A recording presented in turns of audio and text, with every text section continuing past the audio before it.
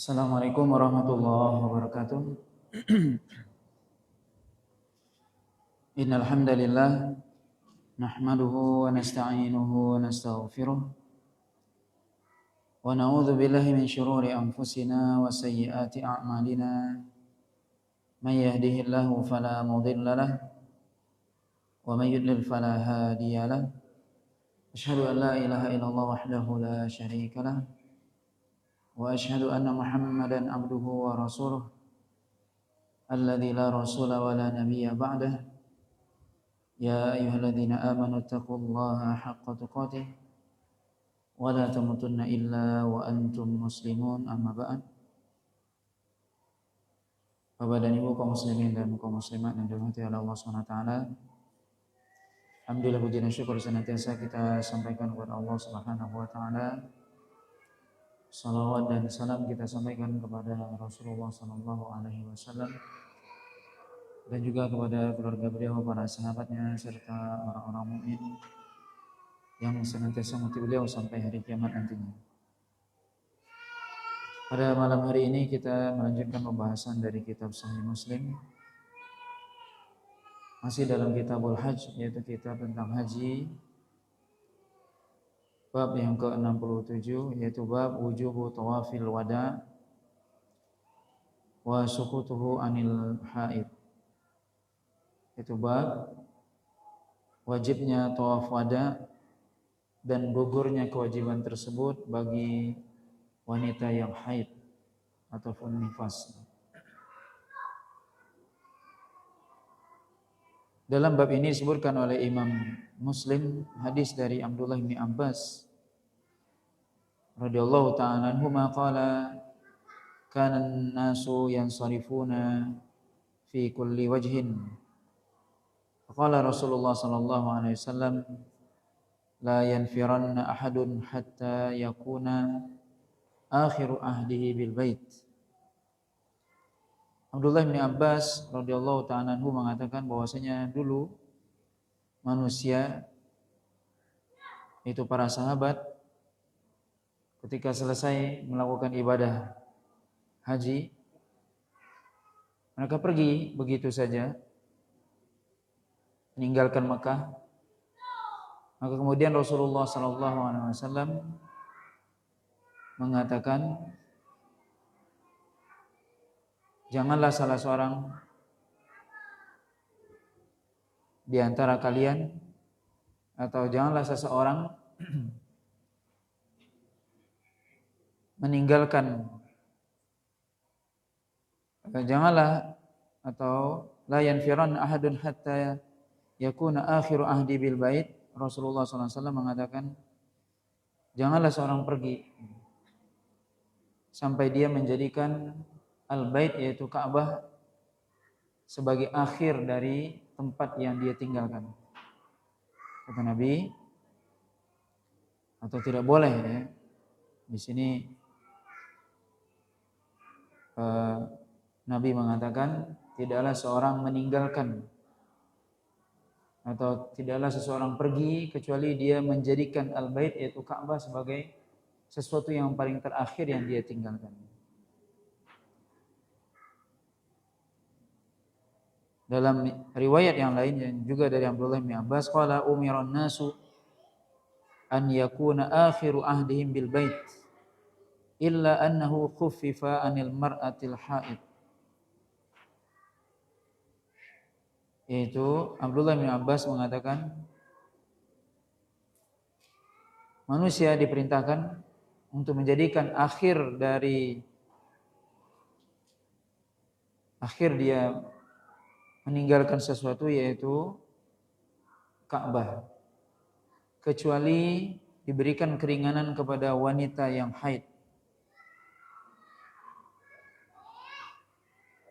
Dalam riwayat yang lain disebutkan dari Tawus qala kuntu ma'a Ibni Abbasin idh qala Zaid ibn Thabit tufti an tasdurul haid qabla an yakuna akhiru ahdihim bil bait. Faqala lahu Ibnu Abbas imma la fasal fulanah al-ansariyah hal amaraha bidzalika Rasulullah sallallahu alaihi wasallam. Qala faraja Zaid ibnu Thabit ila Ibni Abbas yadhaku wa huwa yaqul ma araka illa qad sadaqta. Dari seorang tabi'in yaitu Tawus, muridnya Abdullah bin Abbas, beliau mengatakan aku bersama Abdullah bin Abbas. Kemudian ketika itu Zaid bin Thabit mengatakan, sungguhnya kamu wahai Abdullah bin Abbas berfatwa bolehnya wanita yang haid itu pergi meninggalkan Makkah sebelum dia menjadikan Ka'bah sebagai akhir dari sesuatu yang dia tinggalkan. Maka Abdullah bin Abbas mengatakan kepada Zaid, jika engkau jika engkau tidak yakin atau tidak sependapat dengan hal tersebut, maka tanyakanlah kepada fulanah al-ansariyah, kepada wanita Ansar. Apakah Rasulullah SAW memerintahkan dia melakukan hal tersebut? Kemudian kembalilah Zaid bin Thabit kepada Abdullah bin Abbas dengan tersenyum dan mengatakan, aku tidak melihat kecuali engkau benar dalam fatwa. Maka hadis ini, hadis Abdullah bin Abbas tadi disebutkan bahwasanya Nabi mengatakan la yanfiran ahadun hatta yakuna akhiru ahdihi bil bait. Di mana Nabi mengatakan tidaklah salah seorang kecuali menjadikan Ka'bah sebagai akhir sesuatu yang dia tinggalkan. Ini menjadi dalil bagi para ulama bahwasanya seorang yang dia meninggalkan Mekah setelah melakukan ibadah haji ataupun umroh dalam khilaf para ulama, maka hendaknya dia menjadikan sesuatu yang paling terakhir dia tinggalkan yaitu Ka'bah. Artinya disyariatkan tawaf, namanya tawaf wada. Tawaf wada itu artinya tawaf yang dilakukan sebagai perpisahan dengan Baitullah. Di mana jumhur para ulama sebagaimana disebutkan oleh Imam Nawawi dan yang lainnya bahwasanya menyebutkan bahwasanya hukum tawaf wada itu adalah termasuk wajib haji. Di mana wajib haji artinya adalah sesuatu yang harus dilakukan, jika ditinggalkan dengan sengaja maka dia harus membayar dam atau menyembelih seekor kambing, atau berpuasa 3 hari, atau memberi makan 6 orang miskin. Maka tawaf wada adalah termasuk wajib haji menurut mayoritas para ulama. Jumhur para ulama mengatakan termasuk wajib haji. Adapun umroh, nah di sini jumhur ulama tadi berbeda pendapat. Mereka sepakat bahwasanya itu adalah wajib haji. Tapi adapun umroh, sebagian ulama atau mayoritas para ulama mengatakan bahwasanya tawaf wada itu hukumnya mustahab atau sunnah dalam umroh. Artinya boleh seorang melakukan, boleh tidak. Sebagian ulama lain mengatakan bahwasanya tawaf wada itu hukumnya juga wajib bagi orang yang sedang melakukan umroh, dan ini pendapat di antara ulama muasir, yaitu ulama kontemporer, adalah pendapatnya Syekh Utsaimin rahimahullahu taala. Adapun Syekh bin Baz beliau mengatakan sama dengan jumhur para ulama yang mengatakan bahwasanya tawaf wada bagi orang yang melakukan umrah hukumnya sunnah. Maka di sini kita lihat dalil para ulama yang mengatakan bahwasanya itu disyariatkan dalam haji ataupun umrah adalah perkataan Nabi di sini. Di mana perkataan Nabi secara umum. Hendaknya seorang ketika dia meninggalkan Makkah, sesuatu yang terakhir dia tinggalkan adalah al-bait, yaitu Ka'bah. Maksudnya adalah tawaf. Maka ini mencakup haji ataupun umrah, dan ini diantara dalil yang disebutkan oleh Syekh Utsaimin rahimahullah. Tapi mayoritas para ulama mengatakan bahwasanya tawaf wada itu adalah wajib haji. Adapun dalam umrah hukumnya sunnah atau mustahab. Kemudian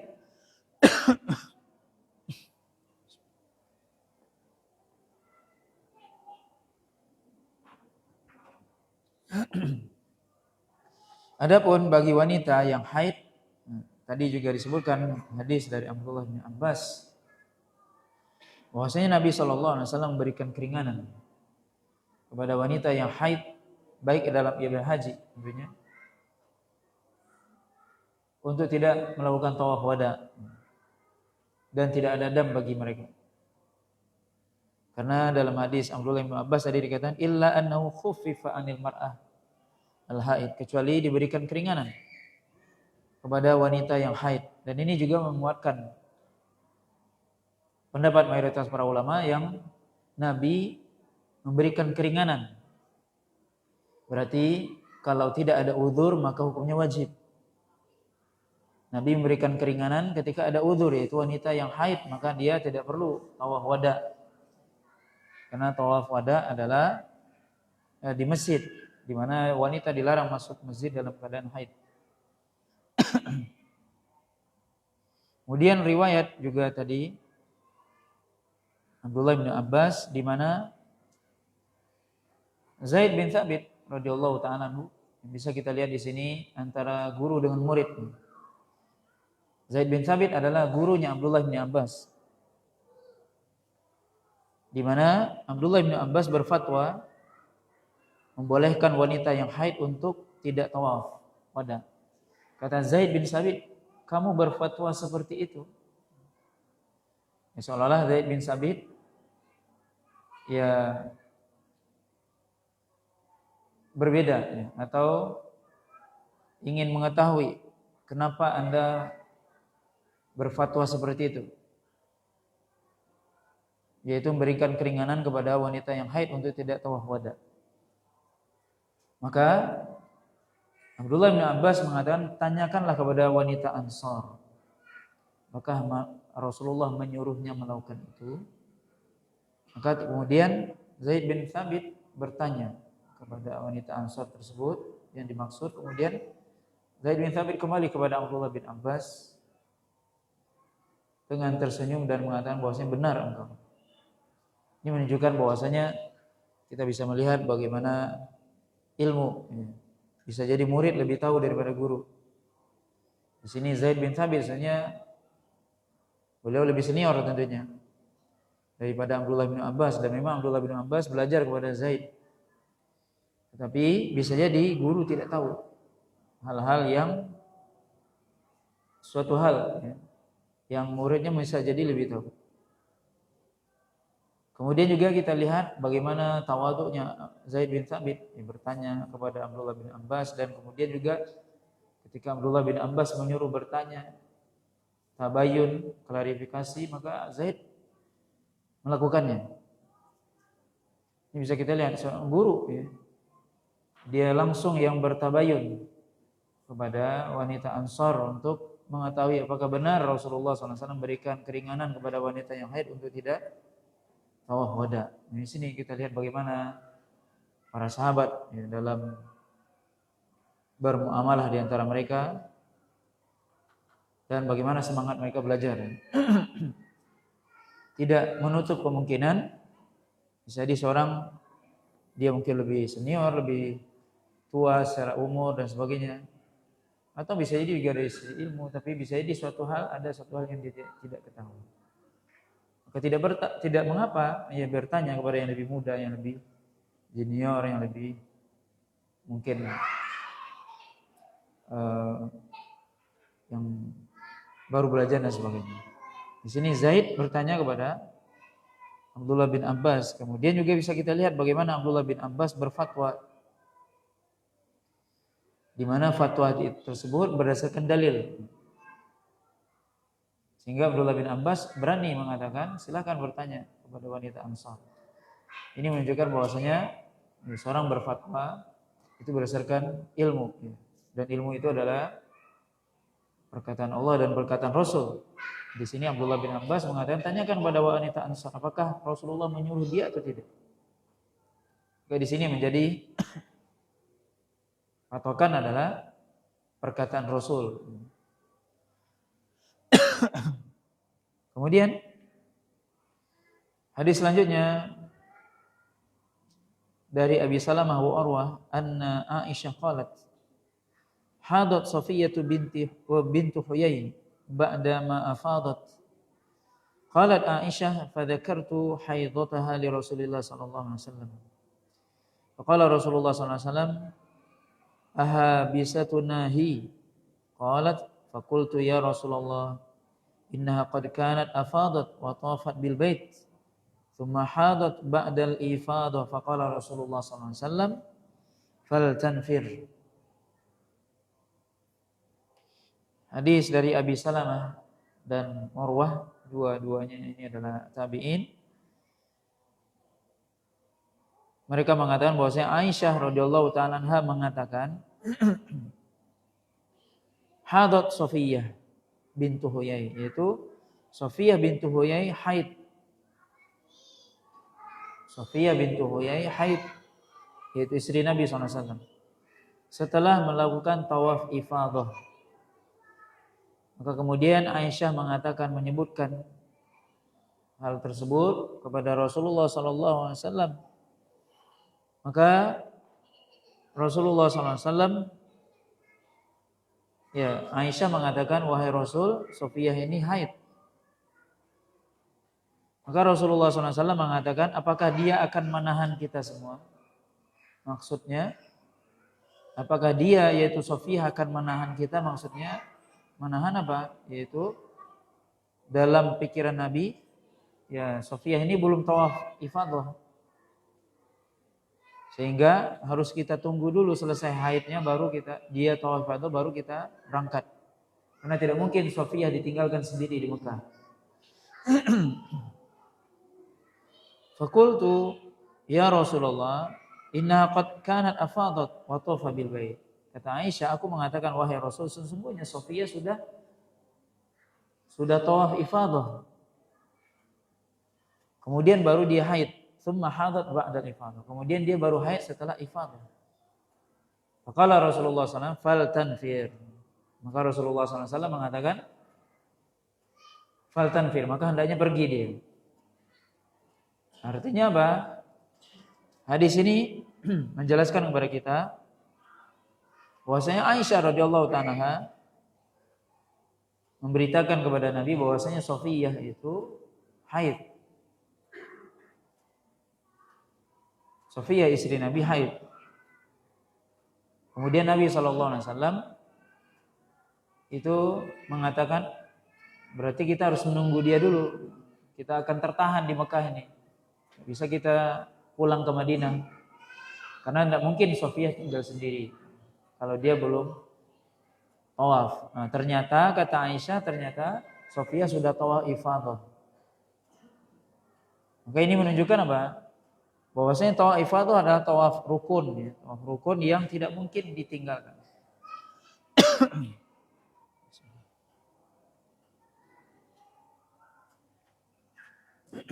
Di mana seorang ketika dia meninggalkan rukun, maka batal hajinya. Maka sampai Nabi mengatakan apa? Kalau dia belum tawaf ifadah, berarti kita tunggu dulu. Tunggu sepekan. Sampai berapa hari dia haidnya. Kita tunggu dulu sebentar, baru kita pulang ke Madinah. Tapi kata Aisyah tidak. Dia sudah tawaf ifadah. Oh, kalau sudah tawaf ifadah dia belum, berarti apa? Dia tidak perlu tawaf wada. Maka ini juga hadis menguatkan hadis sebelumnya. Hadis Aisyah ini menguatkan hadis Abdullah bin Abbas tadi,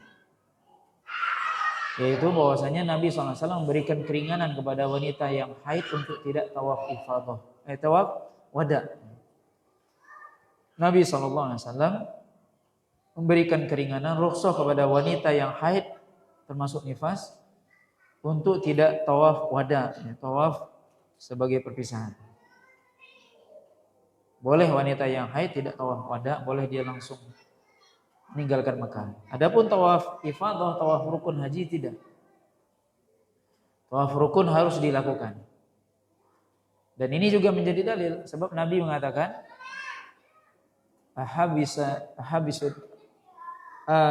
ahabisatuna hiya, yaitu apakah dia akan menahan kita? Maksudnya Nabi SAW tadi menyangka Sofiyah belum tawaf ifadah, ya tawaf rukun. Maka kita tunggu dulu.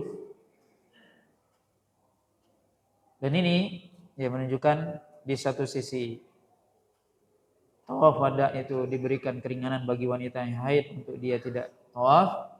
Di sisi yang lain menguatkan bahwasanya tawaf ifadah adalah rukun yang harus dilakukan.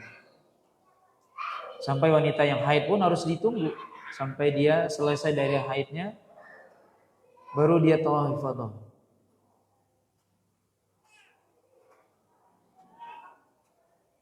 Maka ini tentunya menunjukkan rukun. Rukun itu tidak bisa ditinggalkan, harus dilakukan. Lalu bagaimana kalau di zaman sekarang? Kalau seandainya wanita itu dia belum tawaf ifadah misalnya, kemudian dia haid, ya, sedangkan di zaman sekarang, di zaman kita itu sudah ditentukan waktu tanggal sekian harus pergi meninggalkan Mekah dan sebagainya. Apalagi ya bagi orang yang di luar penduduk Mekah, atau bagi mungkin kalau orang Saudi masih bisa dia balik. Bagi orang ya Saudi dia masih bisa balik, tapi dia harus kembali jadi seorang ketika dia belum melakukan tawaf ifadah, dia ada dua kemungkinan. Kalau dia di sana dia tunggu sampai wanita tersebut selesai haidnya, kemudian tawaf ifadah, kemudian selesai rukun haji, kemudian baru dia pulang. Atau dia kembali dulu ke negerinya, kemudian dia masih dalam keadaan ihram, tidak boleh melakukan larangan-larangan ihram. Kemudian kalau selesai haid balik lagi dia ke Mekah untuk tawaf ifadah, baru selesai. Dan itu tentunya yang kedua ini bagi orang yang di luar Saudi itu sangat berat. Mungkin kalau bagi orang Saudi mungkin gampang, apalagi zaman sekarang kendaraan cepat. Tapi bagi luar Saudi mungkin sulit. Kita misalnya ada jemaah wanita misalnya yang dia haid, sedangkan ini harus pulang ke Indonesia. Apakah dia akan ditinggalkan sendiri? Enggak mungkin. Apakah ditunggu? Enggak mungkin ditunggu, karena semua sudah diatur, semua perjalanan sudah dibeli tiket, apa semua sudah. Ditinggal enggak mungkin. Kalau dia balik lagi enggak mungkin. Setahun ya, balik dulu ke Indonesia terus balik lagi setelah haid, enggak mungkin, itu sulit, berat. Maka para ulama mengatakan, dan ini pendapat Syekhul Islam Ibnu Taimiyah dan dikuatkan oleh Syekh Utsaimin rahimahullah, bahwasanya boleh seorang wanita ketika dalam keadaan terpaksa, ini terpaksa darurat, dia tawaf ifadah dalam keadaan haid, masuk masjid dalam keadaan haid, kemudian dia tawaf, tapi itu karena terpaksa. Maka ini tentunya dalam keadaan darurat. Dalam keadaan darurat.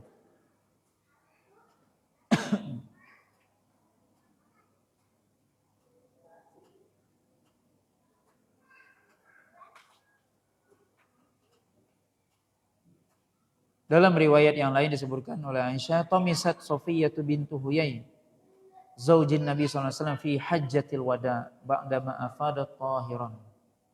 Nah, ini riwayat yang lebih jelas.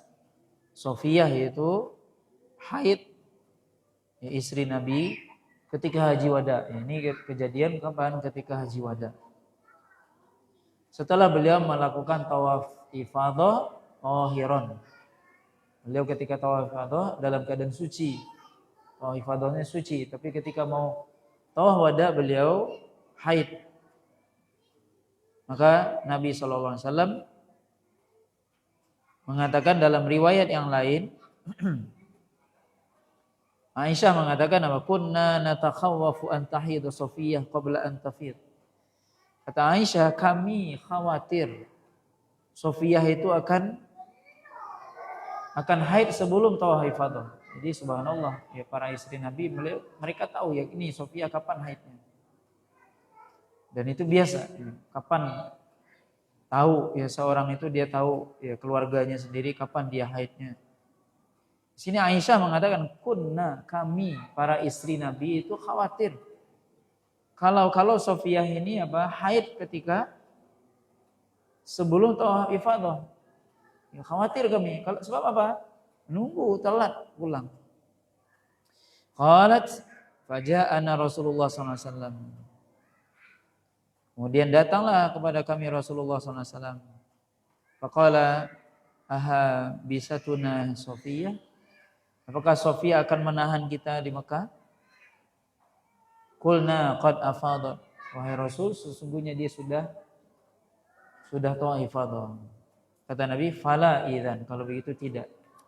Artinya apa? Boleh kita pulang.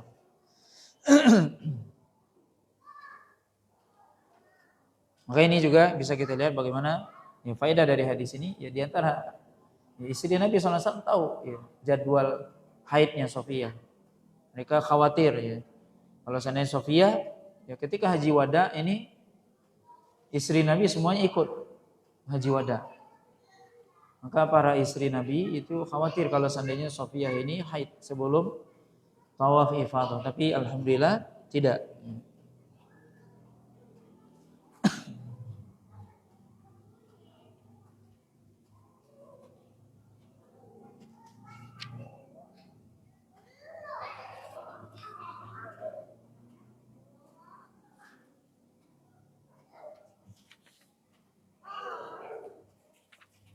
Nah, kemudian juga riwayat yang lain disebutkan oleh Aisyah radhiyallahu taala anha, annaha qalat li Rasulillah sallallahu alaihi wasallam, ya Rasulullah inna Safiyata bint Huyai qad hadat. Faqala Rasulullah sallallahu alaihi wasallam la'allaha tahbisuna. Alam takun qad tafat ma'a kunna bil bait? Qalu bala. Qala fakhrujna. Ini lafaz yang lain ya. Yang maknanya sebenarnya sama. Yaitu sungguhnya Safiyah, kata Aisyah, telah haid, kemudian Rasulullah SAW mengatakan la'allaha tahbisuna.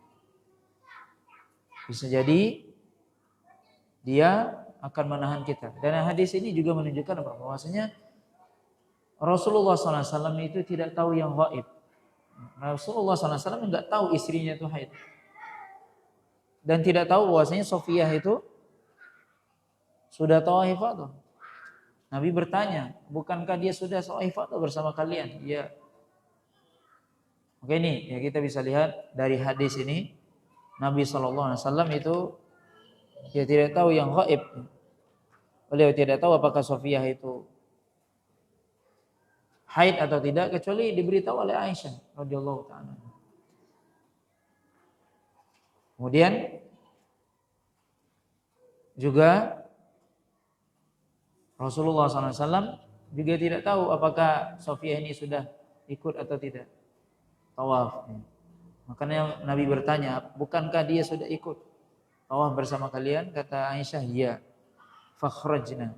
Itu maka keluarlah. Artinya boleh keluar atau boleh pergi, meninggalkan Mekah. Kemudian Yang terakhir dalam bab ini disebutkan oleh Imam Muslim, hadis dari Aisyah juga, lamma arada Nabi sallallahu alaihi wasallam an yanfira idza Safiyatu ala babi khibaiha kaibatan aw hazinatan qala aqra halqa innaki laha bisatuna thumma qala laha akunti afatti yauman nahar qalat na'am famfiri. Aisyah radhiyallahu taala anha mengatakan bahwasanya Nabi SAW ketika ingin pergi meninggalkan Mekah, pulang, Nabi SAW kata Aisyah ketika ingin pergi keluar dari Mekah, maka mendapati Safiyah dalam keadaan sedih. Maka Nabi mengatakan, kenapa sedih? Ya? Mengatakan kalimat yang Nabi katakan, sesungguhnya apakah engkau akan menahan kita? Di Rasulullah SAW ketika melihat istrinya sedih, tahu maksudnya. Sebagaimana juga sebelumnya kita perlu tahu juga bahwasanya Aisyah pertama kali ke Mekah, beliau yang haid pertama kali. Ini perlu kita ketahui bahwasanya ini Safiyah haid setelah selesai haji ketika ingin pulang ke Madinah. Sebelumnya Aisyah, dalam hadis sebelumnya kita sudah baca bahwasanya Aisyah pertama kali dia datang ke Mekah, dia haid. Maka dia ketika itu bersedih, kemudian Nabi berkatakan apa? If ali ma yaf'alu al-hajj illa alla tatufi bil bait. Kerjakanlah segala sesuatu yang dilakukan oleh orang yang melakukan ibadah haji, kecuali engkau tidak boleh tawaf. Di Aisyah ketika itu, ketika datang haji pertama kali ke Mekah, sebenarnya beliau mau umroh terlebih dahulu, mutamatti'an, sama dengan sahabat yang lain. Tapi karena beliau haid, maka Nabi katakan lakukan segala sesuatu yang dilakukan oleh orang yang melakukan ibadah haji, yaitu lakukan haji, kecuali umroh, kecuali apa? Tawaf. Kecuali tawaf. Dan ini menunjukkan bahwasanya orang yang melakukan ibadah haji, wanita yang haid boleh dia melakukan segala sesuatu dari ibadah, ritual ibadah haji, kecuali tawaf. Karena tawaf di dalam masjid. Maka dilarang wanita haid untuk tawaf. Selain itu boleh dia sa'i, boleh dia wukuf di Arafah, mabit di Muzdalifah, dia melontar jumrah, boleh. Wanita yang haid boleh, wukuf di Arafah boleh. Kata Nabi kepada Aisyah, Allah tatuf if'ali ma yaf'alu al-hajj illa alla tatufi bil bait. Kerjakan segala sesuatu yang dilakukan oleh orang yang melakukan ibadah haji, kecuali kamu tidak boleh tawaf. Tawaf di Ka'bah. Karena tidak boleh wanita haid masuk masjid, tidak boleh dia tawaf. Oke, ini perkataan Nabi SAW. Ini bisa kita lihat ya, di awal haji itu Aisyah yang haid. Di sekarang yang terakhir adalah Safiyah. Maka Nabi mengatakan di sini, akunti afatti yauman nahri, apakah engkau sudah melakukan tawaf ifadah pada yaumun nahar? Yaumun nahar yaitu tanggal 10 Zulhijjah. Dan ini yang dianjurkan, yaitu tawaf ifadah pada tanggal 10 Zulhijjah. Faqalat na'am, ya, fanfi, yaitu pergilah. Artinya tawaf ifadah itu dilakukan pada waktu 10 Zulhijjah. Dan ini dilakukan, ya, tawaf itu adalah dilakukan, disyariatkan bagi orang yang dia suci. Tentunya sudah kita sebutkan sebenarnya hadis sebelumnya tentang disyariatkan seorang ketika dia tawaf, baik tawaf umrah, tawaf ifadah, yaitu tawaf rukun haji, atau tawaf wada, yang dianjurkan dia bersuci. suci dari hadas besar dan hadas kecil. Dan itu pendapat mayoritas para ulama, suci. Tapi apakah disyaratkan wudu atau tidak? Artinya kalau seandainya wudu seorang batal ketika tawaf, apakah dia harus mengulang wudunya, memperbaharui wudunya? Ini khilaf para ulama. Walaupun yang kita dengar mayoritas para ulama mengatakan suci dari hadas besar dan hadas kecil. Tapi pendapat yang lebih kuat insya Allah dalam hal ini adalah pendapat sebagian para ulama bahwasanya memang disyariatkan. Nabi, dalilnya adalah Nabi sendiri ketika ingin tawaf beliau berwudu. Tapi beliau tidak pernah mensyaratkan itu. Yang Nabi larang adalah tawaf kalau orang itu dalam keadaan haid atau nifas. Makanya para ulama mengatakan, di antaranya pendapat Syekh Utsaimin dan yang lainnya, bahwasanya ketika seorang batal wudunya maka dia sah tetap untuk melanjutkan tawafnya, tidak perlu dia mengulangi wudu. Dan ini tentunya lebih kuat dari sisi dalil ya, karena tidak ada dalil secara umum, secara khusus ya, secara khusus yang mensyaratkan wudu. Adapun dalil tentang perkataan Abdullah bin Abbas, dan itu ya, menurut para ulama itu adalah perkataan Abdullah bin Abbas, itu hadis itu mauquf yang mengatakan bahwasanya tawaf itu seperti sholat, kecuali di dalamnya dibolehkan berbicara. Itu adalah hadis mauquf, perkataan Abdullah bin Abbas.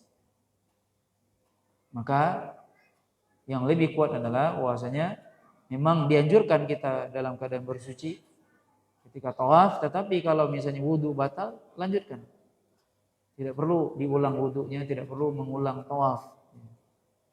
Apalagi ketika dalam keadaan krodit rame, itu tentunya fatwa ini lebih baik tentunya, dan juga lebih kuat dari sisi dalil, karena tidak ada dalil yang secara khusus menyebutkan harus syaratnya, syarat tawaf harus disyaratkan. Tapi lebih utama iya sebagaimana kita baca hadis sebelumnya, dalam beberapa bab sebelum ini, hadis Aisyah bahwasanya Nabi SAW itu berwudu ketika ingin tawaf. Iya, Nabi berwudu, tapi itu perbuatan Nabi. Tapi Nabi SAW perbuatan Nabi tidak mesti menunjukkan kewajiban. Beda dengan perkataan lebih kuat. Maka perkataan Nabi, tidak ada perkataan Nabi yang mengharuskan untuk berwudu. Tapi lebih utama berwudu iya, karena itu perbuatan Nabi. Adapun hadas besar iya, Nabi melarang Aisyah untuk masuk masjid ketika dia haid. Maka tidak boleh wanita yang haid untuk tawaf. Makanya tawaf itu disyariatkan suci dari hadas besar, tapi boleh kalau seorang dia dalam keadaan hadas kecil. Menurut pendapat yang lebih kuat dalam hal ini, walaupun tentunya ini kita katakan perbedaan pendapat para ulama dalam hal ini, walaupun tentunya yang lebih utama seorang dalam keadaan bersuci dari kedua hadas, hadas besar ataupun hadas kecil. Tetapi kalau batal misalnya, ya tidak perlu dia mengulangi wudu atau memperbaharui wudunya. Allahu a'lam. Ini satu bab yang bisa kita baca pada malam hari ini tentang tawaf wada, yang tadi kita sebutkan di awal bahwasanya disepakati oleh jumhur para ulama tawaf wada hukumnya wajib dalam ibadah haji, sunnah dalam umroh menurut mayoritas para ulama. Adapun menurut sebagian yang lain mengatakan tetap diwajibkan bagi yang umroh. Wallahu taala alam. Sallallahu ala nabiyina Muhammadin wa ala alihi washabihi wasallam. Subhanallahi wa bihamdika, asyhadu an la ilaha illa anta, astaghfiruka wa atubu ilaik. Wa sallallahu ala nabiyina Muhammadin wa ala alihi washabihi wasallam. Wassalamualaikum warahmatullahi wabarakatuh.